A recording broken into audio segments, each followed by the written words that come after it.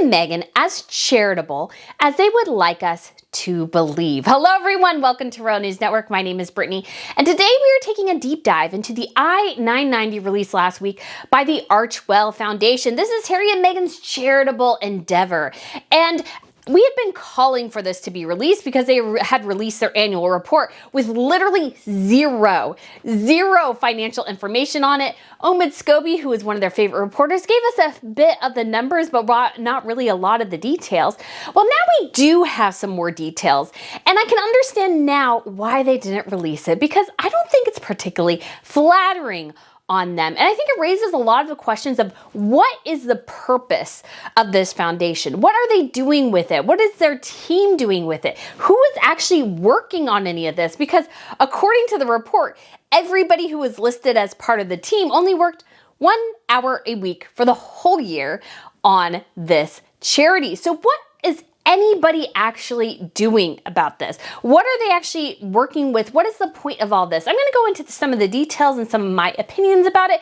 Just a blanket statement here. These are all my opinions, and I'm obviously going to be referencing the I-990, but you are welcome to draw your own conclusion as well. But I think it's really fascinating to look into this and really wonder. Harry and Meghan want the world to think they are these great philanthropists, that they are changing humanity. But if you are that dedicated to it, shouldn't you be working more than maybe 1 hour a week? Or as Newsweek reveals, that their actual time might even be less than that, because it just might be the board meetings that they're mentioning. So I think this brings up a lot of interesting questions about Harry and Meghan and their true intentions. So we'll go do a deep dive into that. But if you guys haven't been here before, like I said, my name is Brittany, and on this channel I provide compelling royal commentary about the latest news and sometimes a little bit of gossip as well. In addition, I will be reviewing television shows and movies and sharing a bit about history too. And in case you missed my live stream on Saturday, I have my 100,000K plaque. I am so excited about this thing. It is so exciting. So yes, thank you all who have subscribed, especially from the beginning, because I know some of those videos weren't that great. So I appreciate you all, and I'm just so excited about this. I got to figure out where to put it. But I'll probably be moving again here pretty soon. So I don't feel like hanging it on the wall would work. And it's also, this is very much a mirror. So I'm angling that this thing is like a full-on mirror. So I think I'll have to be very careful, because otherwise you guys might get a little too much behind the scenes of what's going on.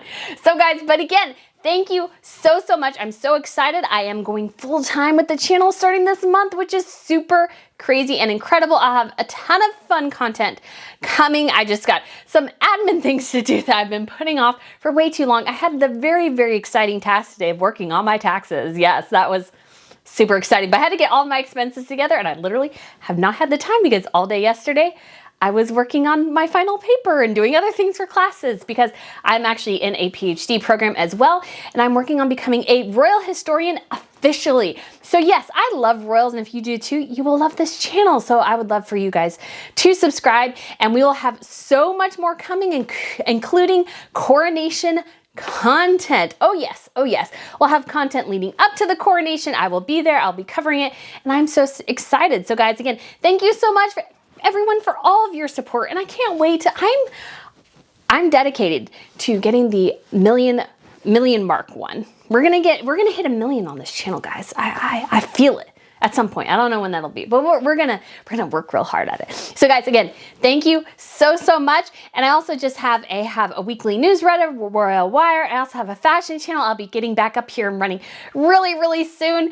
And I also I'm working on, yes, I know I've said this a couple of times, a couple of trips, one to Germany and Austria and the other one to Scotland this August and September. So if you guys are interested in that, keep an eye, and I will update as soon as I have it. I'll probably put it up on the community page, so if you want to check that out, that would be great. And before we go back to Harry and Meghan, I will have to say it'll be a bit quiet on the royal news front this week, because most of the royal kids throughout all of Europe are on vacation in preparation for the Easter Sunday. So yes, the Cambridges, oh my goodness, it's been so long. The Waleses are probably up in Norfolk, or perhaps even on vacation somewhere. So we may not see them until Easter, and most of the other royals are out doing various things as well. But we do have Princess Beatrice. She is in New York City, and so is Prince Carl Philip and his wife, Princess Sophia of Sweden. So that's kind of fun to see royals in different places. And we also have the recent announcement, of course, getting to Harry and Meghan, that Meghan is getting a Women of Vision award from like the Ms. Foundation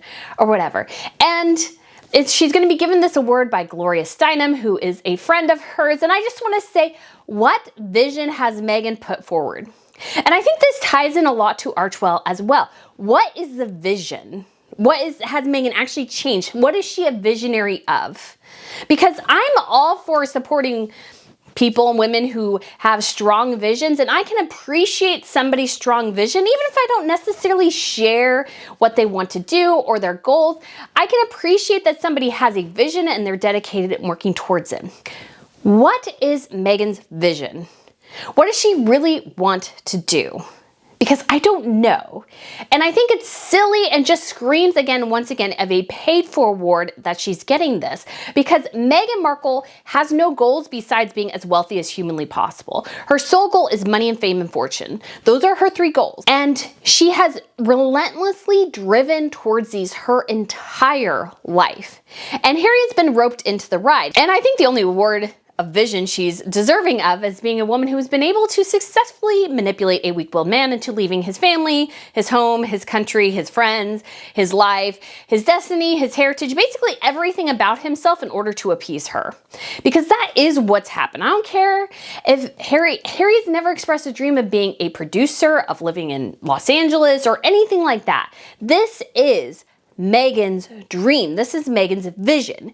And how Harry and Meghan have tried to frame this to the world is as if they still want to do all the charitable things they could have been doing as royals. And they're driving towards this charity thing. They're so philanthropic. They want to change the world. They want to help people. But are they really? Or is the charity just a vain attempt, perhaps, to just satisfy their own egos? Particularly Meghan and Harry's just along for the ride, perhaps not fully understanding that what they're driving towards is really quite pointless in a lot of ways, and just, again, a narcissistic expression of their sole desire, which is to earn money. Because a lot of what we've heard is that, especially as a royal, Meghan wondered when she was on tour in the South Pacific, well, I'm greeting all these people, I'm doing all this work, why am I not getting paid for this? Meghan wants to always be paid for her charity. She doesn't do it necessarily out of the goodness of her heart. She does it because it gives her attention, it gives her fame, it gives her something where she can grab onto and promote herself rather than trying to help other people. Because if you're really very charitable, if you really care about supporting and helping others, the monarchy is a perfect place for that. Because what the monarchy is, it's basically a gigantic charity machine. Yes, there are stipulations. Yes, you do get to wear tiaras sometimes. You do have to dress formally. There are a lot of restrictions in place. But basically, the entire endeavor is about promoting Britain, promoting charities, helping others. That's what a monarchy is in this modern age. It's not a selfish endeavor, or shouldn't be seen that way. It has very much broader implications. But Meghan, again, she hated that. She wanted to be paid. She wanted the attention on her. She wanted accolades for doing every little thing rather than seeing the entire operation as something where she's really giving of herself, not expecting much in return. That's true charity. It's giving something of yourself and not really expecting anything in return. A quick story, because I think it's good to share things that of kindness that people can do for people, because I think it encourages others to do something grand. And I just shared this story because it surprised me. And it was something that happened to me. So I was in line at Target, and one of the associates that was in the self-checkout aisle, she was picking up all the gift cards because the gift card display had fallen. And so she was picking them up, and I felt bad for her because that seemed like it was like busy. It was Saturday. And so she was picking them up.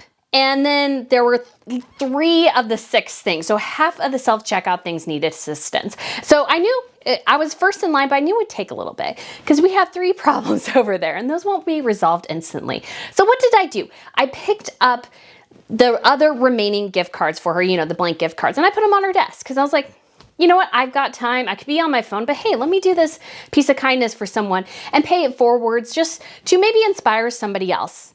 What I was not expecting is she came back. She's like, and it took her a minute. She's like, what happened? I was like, oh, I just put them over there. And she's like, oh, okay, thank you. And I'm like, oh, yeah, whatever. Went up to the cash register, started checking out my stuff, and then I noticed her hovering. And I was like, oh, that's kind of weird. So I had gotten it all done, and I just put it in my bag, and I was just gonna check out like normal. And she's like, oh, give me a minute. And so she went in there and she took $10 off 2 of my items. So she saved me $20. She's like, just for being a good Samaritan. Because that's what charity is. I was not expecting that at all. But I did it because I felt like I needed to. I felt like it was something good to do for somebody else because I had been in retail. I know what it's like to do retail stuff. It's not fun all the time. But I don't think Meghan is really that person at the end of the day. She wants it for fame and attention that it gives her rather than just doing it for somebody out of the goodness of her heart. And I think we see this reflected in Archewell's 990. So here is what we have. So the document itself begins, Archewell Foundation is an impact-driven nonprofit created by the Duke and Duchess of Sussex. Heaven forbid again, we forget that it's the Duke and Duchess of Sussex. And honestly, it feels very strange to me. I think Catherine and William do have a presence with their charity here in the States. If anybody wants to donate, they may. I may be totally wrong on that. But it just seems strange to me that royals are officially on tax forms for the United States because guess what, Harry and Meghan? We don't have a monarchy here. Your monarchy is in the UK. If you want us all to call you the Duke and Duchess of Sussex, go back to and actually like stay in Sussex or stay in the UK, at least somewhat near Sussex. You're not in Sussex anymore. So you need to, I think, pull back from that. And so it shares that the contributions to the charity, and this was in 2021, because again, a lot of these big things run a couple years behind. And so when it comes to the actual contributions, once again, this reveals something somewhat interesting, because I believe it was Omid Scobie who said, and he reported that, hey, $13 million came into the Archewell Foundation and they used $3 million of it. And I'm like, well, where's the other $10 million? Where is the other, like this missing $10 million? That's leaving a lot to be desired. So it does explain that, so that there is at least $10 million still sitting in the bank. They've used $3 million of it to their various charitable endeavors. And when you're looking through it, the expenses of the organization are rather high considering they don't really seem to have any employees. So it's about $727,666.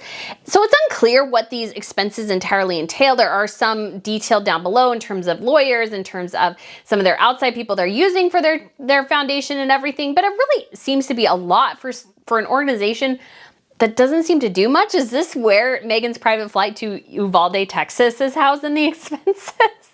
Is this because, you know, charity starts with private flights. That's what it starts with, is taking private planes to Uvalde, Texas to do a giant publicity stunt, which backfired on her massively. I still think they were probably expecting to use some of that coverage for something, and it was just basically like, the backlash from this has been so bad you guys can't use it. And Harry and Meghan, I think, did have to take that. So when it comes to their employees, the only one making any money is James Holt. He was featured in their documentary, and he's been a guy who was around them when they were royals as well, and he earned about $60,000 for working 1 hour a week for the full year. So if the standard vacation time is 2 weeks, so I did the math here. So if he's earning $60,000, yet he's only working 50 hours, guess what? He made $1,200 per hour. $1,200 per hour. That is an insane salary for this guy. And again, everybody listed there only worked 1 hour. This includes Harry and Meghan and their 3 defunct employees. So according to their own thing, so they had Catherine St. Laurent, who left in April 2021 as president and secretary, Richard Gednow, who left in December 2021, and treasurer Andrew Meyer, who also left in December 2021. So no salary is listed for these individuals. And if you actually go to Catherine's page, so she was hired as their like chief of staff for Archewell. I believe she was the one who was poached from Melinda Gates to fund the Archewell Foundation, and then she's only given the title of president and secretary. And on her own LinkedIn profile, she listed herself as their executive director. So why the discrepancy in terms of titles? I believe she's the one as well who basically was forced out and was like on the payroll for a bit, even though she had been demoted and couldn't really work very well. Again, this highlights that these people were only there until 2021 when the foundation was essentially started in 2021, that they couldn't even keep these people a full year once their foundation got off the ground. And so I just wonder about James Holt. Who is he, and what is his motivation? Because it's like everybody else seems to jump ship pretty quickly as soon as they get involved with Harry and Meghan. They only generally last a couple of years. I'm just wondering why he long suffers with them. What does he have over them? What do they have over him that keeps him hooked in there for so long? I would just love to know. And when it comes to contractors, and this is key here, because like we said, we talked in the beginning, Meghan likes, especially. Now again, I don't think Harry's necessarily this way, but Meghan definitely is. Meghan likes the outward appearance of charity while actually not doing very much.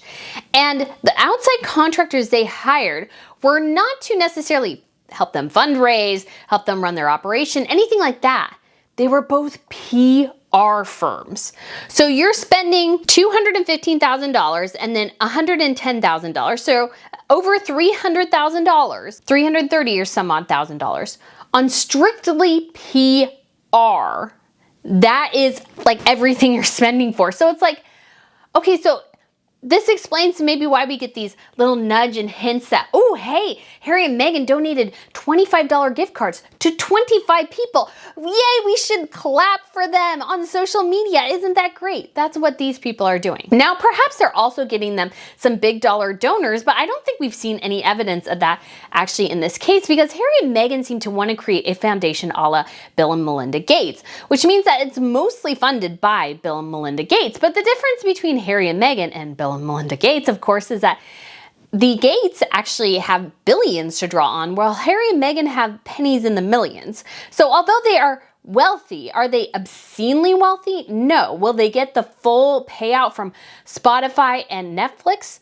We don't know, because yes, their documentary did well, but of course it was always going to do well. It had dirt on the royal family. Their next documentary, which they released at the end of the year, which I think was something either Netflix forced them to do or they glommed onto it because it was already done and they didn't have to put much effort into it. It was called Live to Lead, and that tanked completely. I don't think that was even a blip on anybody's radar. And most people thought it was boring and dull, and it's just was ridiculous, especially with Harry and Meghan being so much the key narrators on a project they really had no involvement with. Most of the interviews had been conducted in like 2019. They had Ruth Bader Ginsburg on there. She died in 2020. So it was just really this ridiculous endeavor. I don't know if Netflix forced them to do it because they needed somebody to finally finish it, or if Harry and Meghan were like, yay, we don't have to do much, so let's take this. But it didn't work very well. And I think most of their other projects, unless they're really good, or they trade off the name of the royal family, I don't think they'll do well. Netflix already canceled Pearl. There's a reason for that. Meghan's name is big. You can say people don't care, whatever, but her name still draws eyeballs. That they would drop her either means it's in production hell or was a bad bet. And then you also have Spotify. I can't remember who confirmed, or somebody confirmed that yes, Archetype season 2 is coming. We haven't heard diddly squat about that. I mean, it definitely could be still coming, but was it groundbreaking? No. Was it that interesting? No. Is Meghan buying awards to make it seem better than it was? Yes. She's getting a Gracie Award or something. I'm like, it was a terrible podcast. It was so grating and annoying and ridiculous and so overly produced. It was as fake as everything else Meghan does is. Again, the effort and the emphasis on PR shows a lot of where they are. We also have this, according to the Invisible Hand, one of the PR firms, it is a social impact and cultural change agency that harnesses the power of creativity and storytelling to propel the world forward. And of course, one of its clients are Obama's, which are Meghan's idols. And again, you have the social impact. Harry and Meghan are all about impact. Even their own Archewell slogan is shared purpose, global action, leading the way with compassion. And then the other interesting agency they have, this is owned by Katie McCormick Leveland, is Strategic Advisors, works hand in hand with forward-thinking leaders to realize potential by developing integrated campaigns and strategies to bring your vision to life. But what's interesting too is that when you're on her page and you go down to the bottom, it says, we value discretion and accountability, and our clients do too. Oh yes, yes. Their clients want discretion, and that is so Harry and Meghan. And then their legal costs for this foundation, which again, nobody seems to be working at, is $213,000. Of course, Harry and Meghan are very litigious, and obviously you do have to do things like establish trademarks, and there's a variety of things you have to do as a charity, but I feel like that still seems rather excessive for a charity that, again, doesn't seem to do much, and we'll get to the reason why I think that is. And so when it comes to Archewell's budget, it's really down to two donations, one for $3 million and one for $10 million.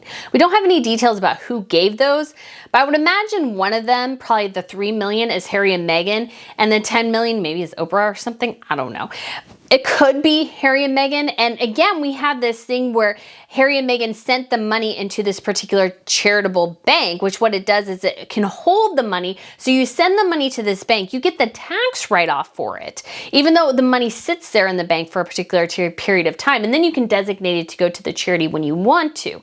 So it'll be interesting to see if Harry and Meghan gave that money to the charity in order to shelter themselves from a huge tax write-off. Let's say if they did get a payout of $50 million in 2022. That could be very revealing, although technically I guess this would have been given in 2021. But again, this shows, I think, some finagling and some interesting dealings going on behind the scenes. And if we're reading this correctly, they've raised a grand total, and I don't know how you would determine this because there's no donate thing on their page, is that they maybe got donations ranging in the $4,000 level from actual people, which is hysterical. Because again, they are these huge names, but I don't think people trust them. So why would you donate to something you don't really trust? I think that's a huge problem Harry and Meghan are having. And then there's a couple of interesting things. So they list all the organizations that got a payout from the Archewell Foundation. And these look like these are all done in terms of grants. So they're all even numbers. So they're all 000 at the end.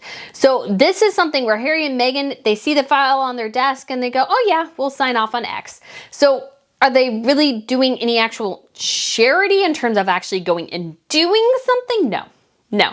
Somebody requests a grant, somebody requests money, they evaluate it, and then they determine if they're going to give the money. So they're not really actually engaging in any actual charity. At least in my opinion, the way I see it. I think charity in some ways is actually doing something for somebody else, but instead they're just handing out money. And I know that is part of it, but I think boots on the ground, the idea of actual having a physical impact somewhere, is not what Harry and Meghan are doing at all. But I feel like that was definitely what Harry was doing with the Invictus Games and so many other things when he was a royal, is actually having a tangible physical impact. This seems very, very impersonal, that they just give money based on what they think will be beneficial to them in the media. That's what's driving them, not necessarily what they think is the best, but what they think maybe will get them a leg up in that moment. One of the interesting donations is the Shelter Ministries of Dallas, which I think was part of maybe what gave to the Genesis Women's Shelter, and this is when they gave the roof. And what I thought was kind of funny is that they have a luncheon coming up, Genesis does, and again, they could be connected, could not be connected with the general shelter charities, but I think they might be.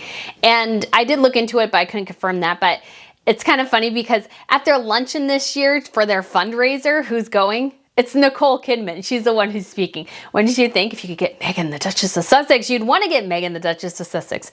But maybe not. But they did give that to SmartWorks. So this is the charity that Meghan was so gang-ho about when she was a royal. She went to SmartWorks a lot. She did a whole, which many people thought she was getting some merchandising kickbacks from it, this whole charitable fashion thing that she did. She only gave them $50,000. And she was a royal patron of the Mayhew Animal Shelter. And I don't see any money to Mayhew on here. You think if you were as much of an animal person as Meghan claims to be, that even though you're not the royal patron, wouldn't you still give money?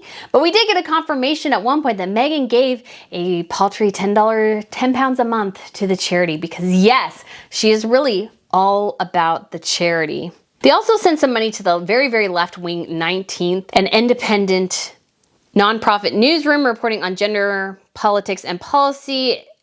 And it appears to be named after the 19th Amendment. And again, this just goes to show that Harry and Meghan are not interested in perhaps promoting things that appeals to everyone, is that they very much have a political narrative and agenda that they're pushing to the public through their charity. Now, again, a lot of people do that. But what I dislike is people who are not clear that, yes, I know that this fulfills a particular political agenda. And instead, Harry and Meghan are always like, well, we want to serve everybody. We want to help everybody. But you're clearly not. The money given ranged from $20,000 to $250,000. And the other rather funny thing is that Harry and Meghan had to be acknowledged as a married couple. Meghan, the Duchess of Sussex, and Prince Harry, the Duke of Sussex, are married, as if we didn't know that. I know it's a tax form and they probably had to do that, but it was still, felt to me at least, a little silly. And looking back at all this, you just gotta wonder how effective is any of their charity? What were they doing with it? And again, Harry and Meghan, according to Newsweek, which is a somewhat friendly outlet to them, the amount of time they spent behind the scenes, which was apparently 1 hour a month, was probably all taken up with board meetings. Alongside the hard financial data, Harry and Meghan also had their average working hours per week listed, revealing that they registered 1 hour each, amounting to 52 hours per year. This apparently low working output registered on the IRS 990 is not unusual for foundation board members. Attorney Seth Perlman, partner of Perlman and Perlman LLP, told Newsweek. You'll typically see that listed for many directors. If you have 4 board meetings a year, that's what directors do. They hold board meetings, then that turns into basically 12 hours per quarter, which is, a sufficient amount of time and a typical amount of time for board members to act. But I feel like that's not what we're told about Harry and Meghan and this charity. We're told that they're very involved. They're very engaged. They want to help people. They want to work and be these amazing charitable figures. Well, if that's true, then why are you guys only working 1 hour per week on this? And perhaps even that really only counts for a 4 hour or so board meeting every quarter or something to that effect. So are you really working that hard on this? Do you really care that much about this foundation that you apparently are working really hard towards, that you want to raise money for? And I think the question becomes too, is your money going to run out? Because you're trying to run this like the Gates Foundation, but you're not going to have the influx of cash. Now, the Clinton Foundation is somewhat unique and somewhat similar in that they were political figures who set up a foundation that got lots and lots of grants. But Harry and Meghan are not in that place. They're not really all that well liked. And while I think some people would still give money to them, I think they won't get the infusion of cash that they need to really continue to keep up with most of this. So the question is, will Archewell Foundation fold? But it all goes back to this idea that I don't think Harry and Meghan are as charitable as they want us to believe. They had a little bit of charity here, but it really just doesn't seem like that much of an effort. These are cold, calculated grants given to people to support whatever funding they're doing. They don't have anybody on the ground. They don't really have a prominent staff. And the couple people they did have, they all let go after less than a year. So what is the purpose of this? And what is the vision of Archewell doing? They say, they want to have a global impact and they want to lead with compassion. Well, compassion starts at home. It starts with your family. And that's a key thing. The key Achilles heel with Harry and Meghan so much right now is that they can show compassion to perhaps the rest of the world, but they can't extend it to their own family. They can't extend it to her dad, Harry's brother, Harry's cousins. So much of Harry's family is kicked out of his life essentially because they don't fit whatever mold or whatever narrative, however paranoid and delusional it is that Harry and Meghan have at that particular moment. The monarchy is about tradition, history, and heritage. Harry and Meghan are all about making fast, hard cash as much as humanly possible, as quickly as possible. And I think this 990 shows that Harry and Meghan, at the end of the day, they're really all about the cash. They're not really about the charity. But if you are watching this channel, you decide, hey, I really like what the Archewell Foundation is doing and I want to support it whatever way I can. Hey, more power to you. But I think this raises a lot of questions that people can consider if they're ever asked, hey, please donate to us. We need more money. And I want to go, well, what are you doing with that money? Who is that money really serving? Is it really serving the public in the interests of others? Or is it serving you? Because that is the true test, I think, of charity. So guys, let me know what you think of this video. Let me know what you think of the Archewell Foundation. Are Harry and Meghan really doing what they say they're doing? Let me know in the comments down below, and I look forward to seeing you again soon. Bye.